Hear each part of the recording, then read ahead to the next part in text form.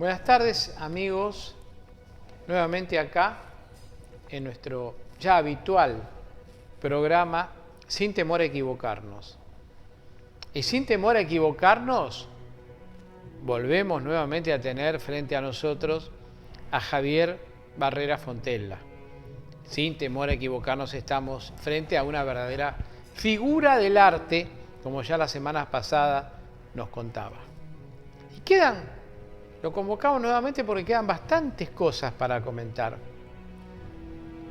Y más que nada para escucharlo, para escuchar esas vivencias.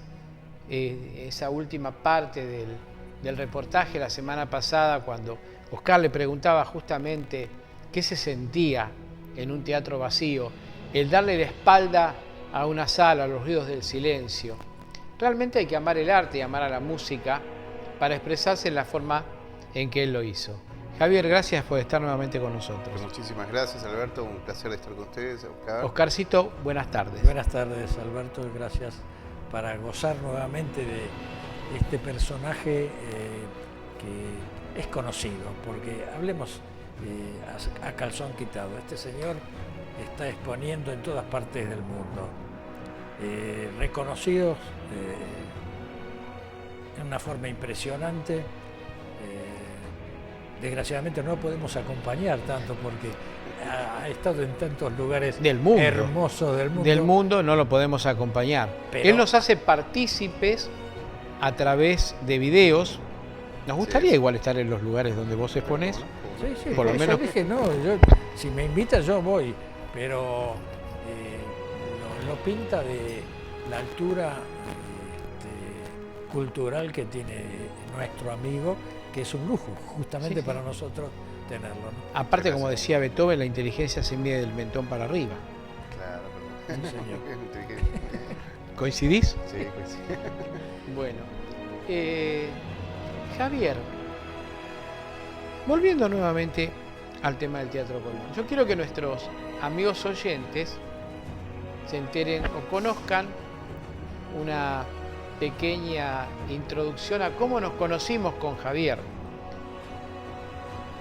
Javier un día se conectó conmigo para tratar un tema, una cuestión jurídica. Cuando estábamos culminando la charla y ya Javier se estaba retirando, yo le dije, ¿qué apellido ilustre? Y me dijo, ¿por qué? Fontella. Y yo conocí nada más y nada menos que a Norma Fontella, primera bailarina del Teatro Colón, hasta el año 1971, cuando en un desgraciado accidente los solistas del Teatro Colón fallecen en forma trágica, apenas salían del Río de la Plata para dirigirse a la República del Uruguay. La sorpresa para mí fue cuando Javier me dijo, pero yo soy el sobrino de Norma Fontella. Entonces ahí le dije, bueno. Y volvió hacia donde yo estaba y volvimos a continuar charlando, ya no del tema jurídico, sino simplemente de algo mucho más importante y mucho más pasional, el ballet. Y Javier, que es mucho más joven que yo,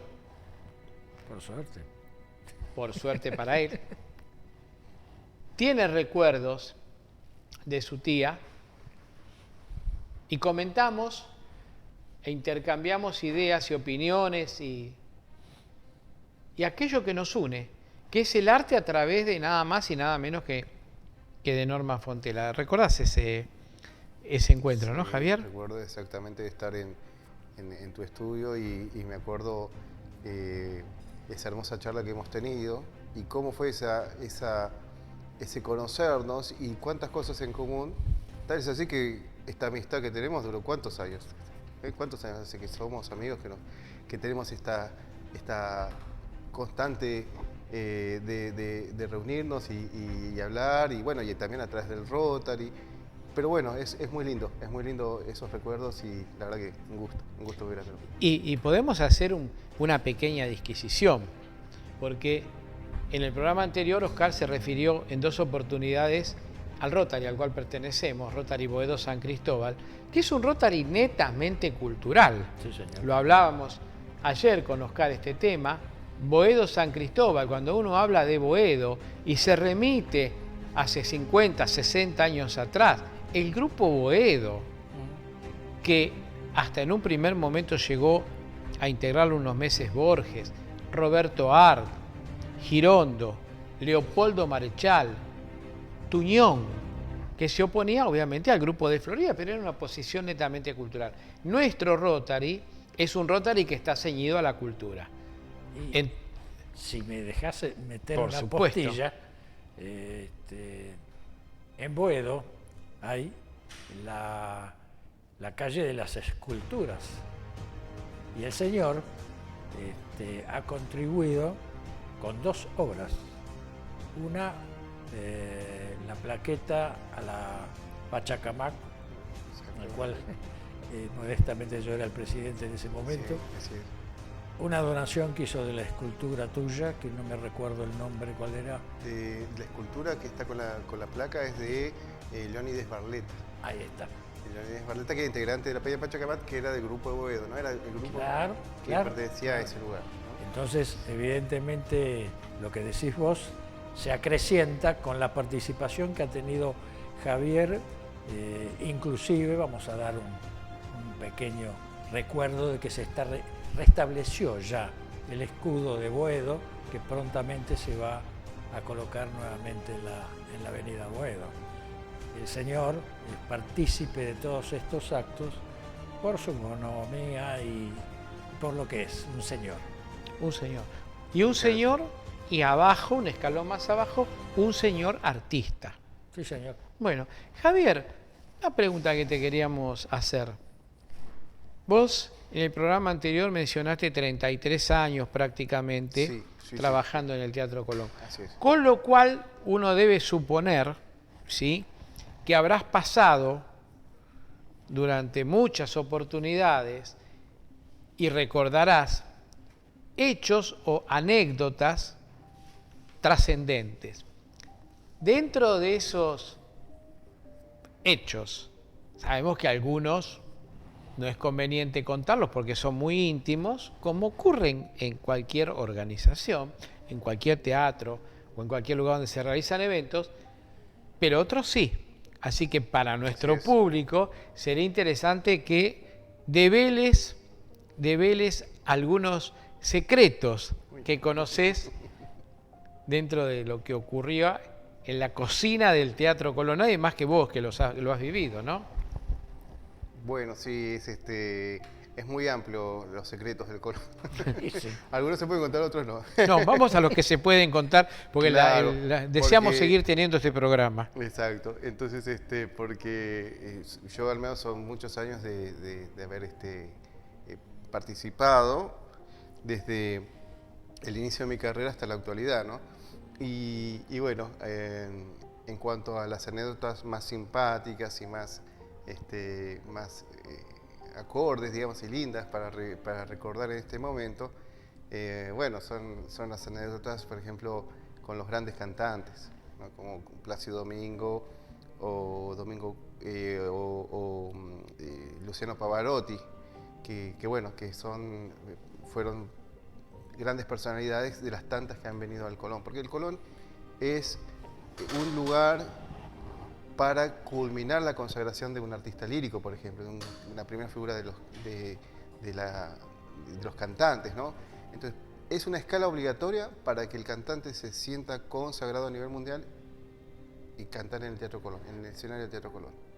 Entonces, así es como han venido en toda la historia, bueno, cientos y cientos de cantantes. Y los más actuales, que son los que uno más recuerda y el que el público también recuerda en sí, son, por supuesto, Pavarotti, Luciano Pavarotti y Plácido Domingo. Y bueno, en lo personal yo puedo contar cosas que se han compartido dentro del teatro o cosas que yo he vivido, digamos, también, ¿no? Y eso es lo que más me impacta, contar lo que uno ha vivido, ¿no? Y bueno, lo más grato que yo puedo compartirles es cuando Plácido Domingo hace su última presentación antes de que el Teatro Colón cerrara, porque tuvo unos años de restauración. Sí. Entonces se realizó la última función del teatro y esa última función la cantó Plácido Domingo, que era la obra Sansón y Dalila, ¿no? Y bueno, y ahí fue maravillosa esa presentación, una sala llena, muy emotiva, el público lo ovacionó y bueno, como era algo tan especial, habíamos decidido entre los músicos y los cantantes, bueno, que yo le hice una escultura y se le vamos a regalar en nombre de los trabajadores de la casa, ¿no? Y así es que yo me ubiqué antes que terminara la función en un costadito del escenario y pude ver esos últimos minutos desde ese lugar, que era algo también muy, muy particular, ¿no? Una cosa es verlo en la platea y otra cosa es verlo al costadito, ver otros desde otro ángulo. Y bueno, y así fue cuando fui testigo de cómo lo ovacionaron a Plácido Domingo, que tuvo que salir, después de estar 3 horas cantando, que es un desgaste físico demoledor, tuvo que salir como 10 veces o más a saludar al público. Se cerraba el telón, la gente seguía aplaudiendo y ovacionando y se abría nuevamente el telón y él otra vez saludando y agradeciendo y llovían flores y bueno, toda una cosa maravillosa. Y posterior a eso, cuando finalmente se cierra el telón y la gente empieza a irse, bueno, después estaban todos los trabajadores del Teatro Colón, que en ese momento eran necesarios para esa función, para cubrir esa función, que eran zapateros, la gente de peluquería, la gente de sastrería, la gente de luminotecnia, los utileros, no sé, los distintos equipos que están presentes en el momento de función. Hay algunos equipos que están y otros que no. En el caso de estos grupos de trabajadores sí estaban presentes. Y también los cantantes del coro, los cantantes solistas, la gente de la orquesta, los figurantes y hasta el ballet. Entonces todos querían sacarse una foto con Plácido Domingo. Y Plácido Domingo había estado 3 horas cantando y Plácido Domingo había estado como media hora más saludando a su público.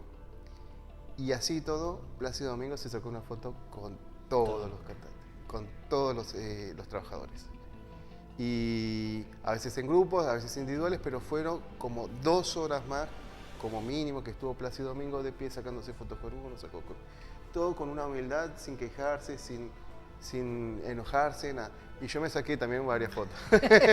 Bueno, vos eras el autor, pero vos eras el autor del regalo. Exactamente. Entonces yo en un momento me acerqué con unas cantantes, unas coristas y bueno, y le acerqué y le entregué la escultura y estaba muy emocionado también, muy lindo, un momento muy imborrables, especial. Imborrables. Exactamente, en nombre de todos los trabajadores de la casa le entregó esta escultura, bueno, y él me agradeció mucho y bueno, y nos sacamos una foto hermosa que me recuerdo y que la tengo como un trofeo también. Un trofeo, es un trofeo.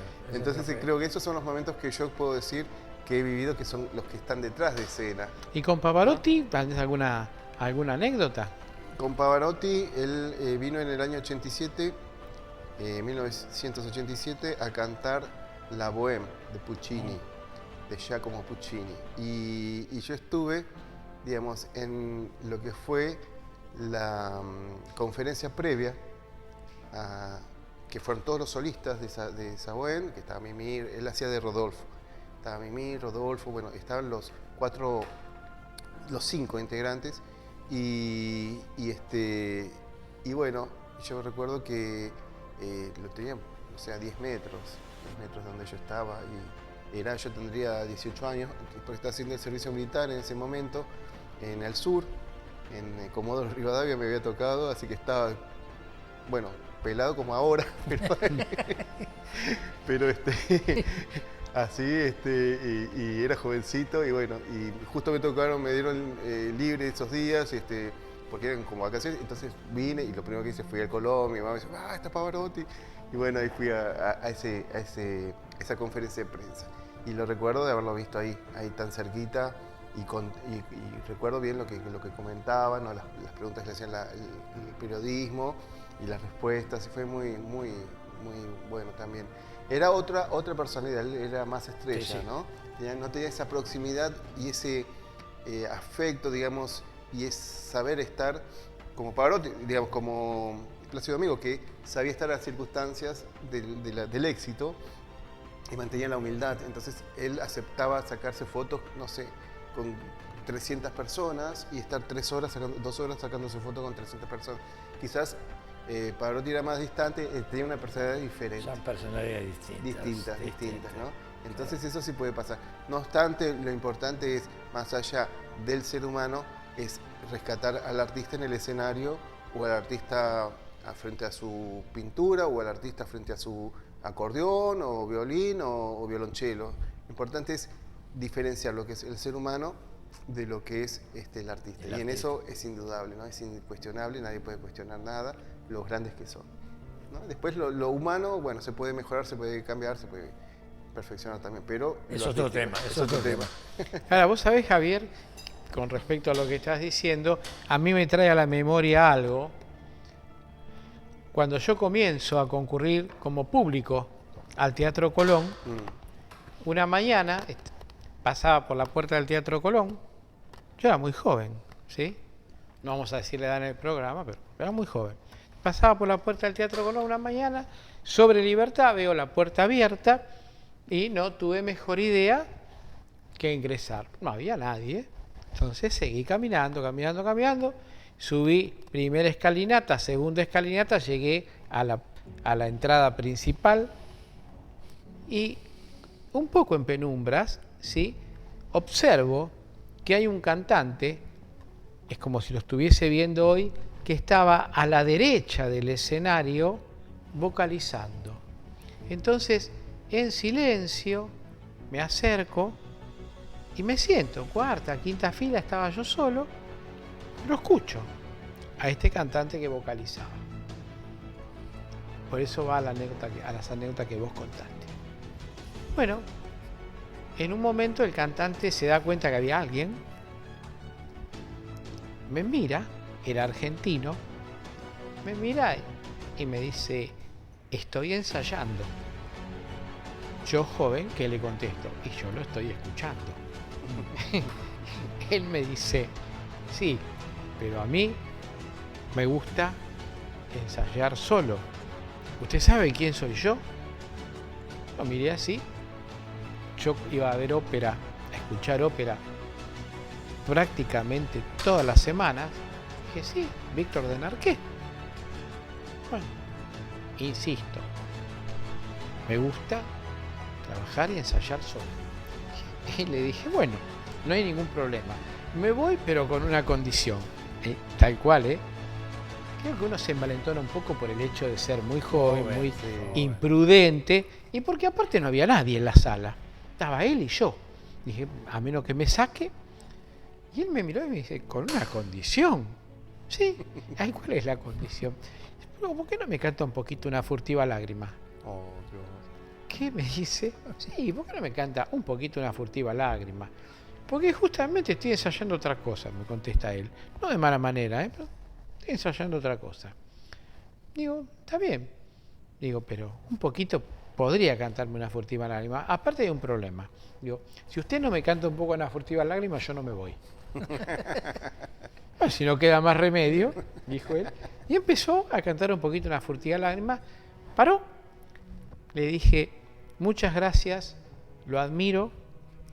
Y fíjate lo curioso, ¿no? Vos también, Oscar, mirá lo curioso. Estaba en la cuarta o quinta fila porque la idea era que no me viera y me vio, porque había poca luz. Cuando me levanto y llego al medio para salir, él se acerca al final del escenario y me extiende la mano. O sea, se quedó con la mano extendida hasta que yo llegué y le di la mano. Y le dije gracias. Fíjate, vos estás contando, no estoy haciendo un parangón entre Plácido Domingo y Víctor de Narqué, por supuesto, pero a veces la bonomía no es una característica singular, pero no es muy común en la mayor parte de los artistas. En todos los géneros, Por supuesto, por supuesto. Quienes quieren estar permanentemente con la gente, brindarles su agradecimiento, y quienes no se aíslan y cumplieron y nada más. Exacto. Pero quizás, Oscar, lo que ocurre es que no tenemos como público, si no conocemos esto, no tenemos la verdadera imagen del artista, y a lo mejor suponemos, ¿sí?, que así como lo vemos en el escenario, que quizás también lo catalogamos de acuerdo al tipo de papel que desempeñan También, en la obra, ¿no? Sí, también. Entonces uno cree que esa es la verdadera personalidad del cantante, y lo más probable, por lo que está relatando hoy Javier, en el caso en el parangón entre Pavarotti y Plácido Domingo, evidentemente no lo es. Si vos no contabas hoy, no tanto lo de Pavarotti, sino lo de Plácido Domingo, uno quizás tiene otra imagen de una persona que, bueno, soy un divo, pongo una cierta distancia, ya canté, ya saludé, ya recibí la estatuilla y me voy. No ocurrió eso, ¿no? Exacto. Una pregunta, Javier. ¿Cuáles son tus proyectos futuros? Bien, Deben ser bien. muchos. Conociéndolo Tenemos como el resto lo del, conocemos, tenemos el deben ser resto del muchos. programa para escucharte. Una buena pregunta. Bien, yo tengo, digamos, dentro de lo que es todo mi trabajo de todos estos últimos años, tengo dos trabajos en realidad. Digamos, sería uno, todo lo que tiene que ver a mi trabajo dentro del Teatro Colón, en el taller de escultura, y luego cuando yo finalizo el trabajo de mi taller, mi atelier personal.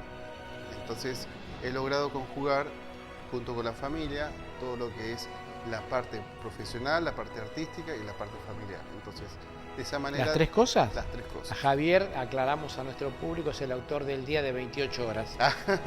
Sí, es verdad, es verdad. Pero bueno, gracias a Dios he logrado mantener una armonía en todo y bueno, tratar de mantener con esa armonía y con esa bonanza, digamos, el equilibrio de todas las cosas. Entonces, dentro de este concepto tengo varios proyectos. Uno es el tema de concluir, digamos, todo lo que sería mi etapa profesional dentro del Teatro Colón, de acá a un tiempo, no sé, acá unos años, no sé, mientras el Colón necesite mi función al frente del taller de escultura, yo voy a estar a disposición total del teatro, brindando toda mi experiencia, todo mi profesionalismo, mi dedicación para que sea siempre un excelente nivel el que surja del taller de escultura.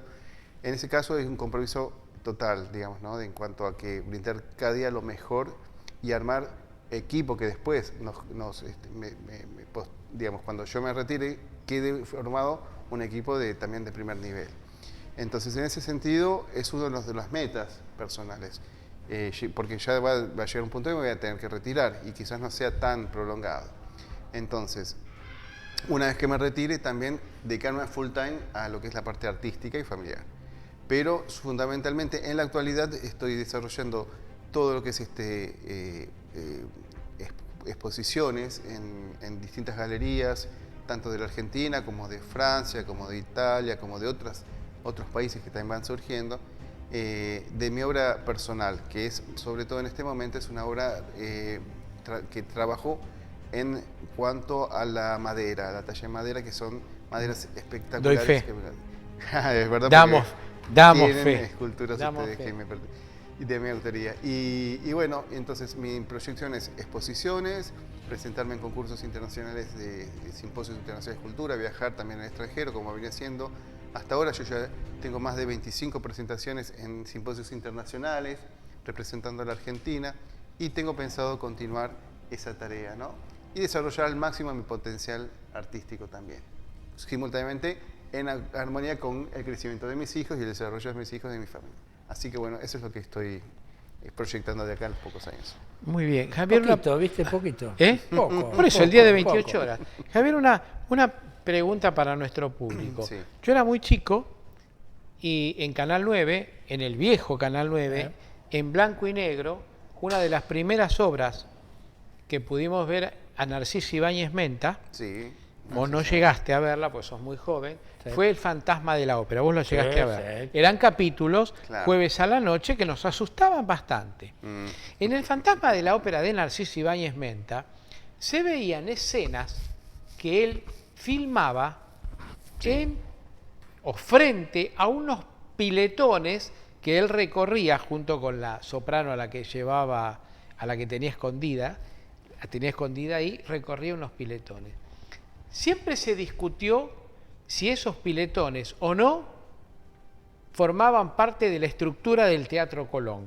Entonces escuchamos, porque nadie daba la cara y nadie opinaba, que algunos decían en el Colón no hay piletones y otros que decían yo estaba en la filmación y esos piletones están en el Teatro Colón. ¿Cuál es la verdad? Bien. Que se puede contar, ¿no? Por supuesto. Sí, yo no sé si había nacido cuando se hizo la No, no había filmación, nacido. No. pero sí tuve el gusto de ver las grabaciones muchos años después. Entonces, bueno, era un personaje importante, ese Narciso Ibáñez Menta era muy importante en su momento porque generaba una Fuera de serie. Bien, él grababa, por lo que yo he visto y por lo que también he leído, grababa en el tercer subsuelo del Teatro Colón, porque hay que recordar que el Teatro Colón no es solamente la sala, no es solamente lo que está a nivel del piso, sino que hay en el interior, hacia abajo, tenemos 3 y hasta un cuarto subsuelo, donde antiguamente funcionan todos los talleres de producción escenográfica. Siguen funcionando algunos talleres, por ejemplo, los de sastrería, los de peluquería, los de peluquería, bueno, escenografía, utilería, hay varios talleres que siguen funcionando. Pero en ese momento era, digamos, mucho más concurrido y al ser 3 subsuelos, había muchos lugares, incluso poco circulados por la mayoría de gente, pero algunos conocíamos. Porque yo tenía el taller original del taller de escultura donde yo ingresé, estaba justamente en el tercer subsuelo. Entonces, no solo digamos, este actor, sino otros también hicieron filmaciones dentro de lo que era el tercer subsuelo. Había escaleras, había pasadizos, parecían. Sí. Bueno, lo que sucedía es que en realidad el tercer subsuelo conectaba, porque se producían las escenografías, conectaba con el escenario y conectaba con lo que sería una de las entradas. Eso era a través de montacargas. Entonces había montacargas que se cargaba toda la escenografía en el tercer subsuelo, que eran formas rectangulares que digamos, lograban tener muchísimo peso, y subía, se apretaban botones como un ascensor, subía y llegaba al escenario, directamente al interior del escenario. Para armarlo ahí. Exactamente. Y se armaba todo ahí, digamos, directamente desde la parte de talleres y se llevaba. Y otro que era digamos, del exterior, cuando venía un camión y descargaba materiales, se cargaba ese con montacargas y bajaba. Entonces eran 2 ubicados en distintos lugares. Esos 2 montacargas, como estaban en lo más profundo del teatro, llegaban a lo que serían las napas de agua. De las napas de agua de lo natural, digamos, de lo que sería la parte de los ríos o de los arroyos o lo que circulaba antiguamente por la zona de Buenos Aires. Entonces, generalmente se iban, como llegaban a una porción tan grande, tenían agua. Entonces eran formas rectangulares. Cuando el montacargas estaba arriba, se veía esa forma rectangular y se veía que tenía agua. Entonces cada tanto después pusieron unas bombas para desagotar esa agua, porque era constante, qué sé yo. Entonces, claro, seguramente lo que vos me decís que eran los piletones, que parecían piletas de natación y qué sé yo, eran en realidad los montacargas, la acumulación de agua claro, montacarga. Exactamente. Era la acumulación de agua que aparecía y parecía una pileta de natación porque eran rectangulares. Es decir, existió. Existió. La filmación existió. Vos, Existió. Oscar, No era inventado, lo era recordás, real del era lugar. real, Era lo real del recordás. lugar. Sí. Bueno, una pregunta más Sí. y Lo hemos te exprimido. liberamos. Quisiéramos hacer muchas preguntas más, pero bueno, se nos acaba el programa. Yo tengo una duda, que la tuve siempre y quiero a ver si tenés algún tipo de respuesta. Cuando culmina, por ejemplo, el entreacto o el final de una ópera y se cierra el telón, se ven dos personas que van acompañando al telón vestidos a la usanza del siglo XVI o XVII, con traje con las medias blancas. ¿Eso tiene alguna historia? ¿Algún porqué? Es como conservar una tradición del teatro original, de los teatros originales de su momento. Porque prácticamente el público no los ve. A veces los puede llegar a ver y a veces no. Pero en general no, van acompañando el telón. Claro, pero el movimiento a lo mejor se ve. Sí, exacto. Un poquito. Vos lo recordás, Oscar. Sí. Y están vestidos con unas pelucas y con unos trajes rojos. Con el traje rojo y las medias blancas. Medias blancas y hasta unos zapatos con unos moños. Sí, entonces, sí. Como si fuese la época de Mozart, digamos, ¿no? Claro. Exactamente, son dos personajes que hacen un poquito más de la linda magia del teatro, ¿no? Que suma esa particularidad de ese detallecito también solemne, ¿no? De acompañar y cuidar que ese telón se cierre correctamente. Muy típico, ¿eh? Exactamente, es un hermoso detalle, un hermoso detalle que se quede vigente. Bueno, Javier, te agradecemos muchísimo. Yo creo que el público hoy aprendió y descubrió muchas cuestiones que quizás tenían dudas si existían o no existían, si eran reales o no eran reales, y aparte aprendió, como solemos decir con Oscar, la cocina del Teatro Colón. Así que te convocamos a ser un invitado permanente del programa. Con todo gusto. Y te agradecemos muchísimo el tiempo que nos has dispensado. Pero por favor, es un placer para mí. Muchísimas gracias, Oscar. Gracias, Javi. Alberto, Gracias, Javi. Gracias.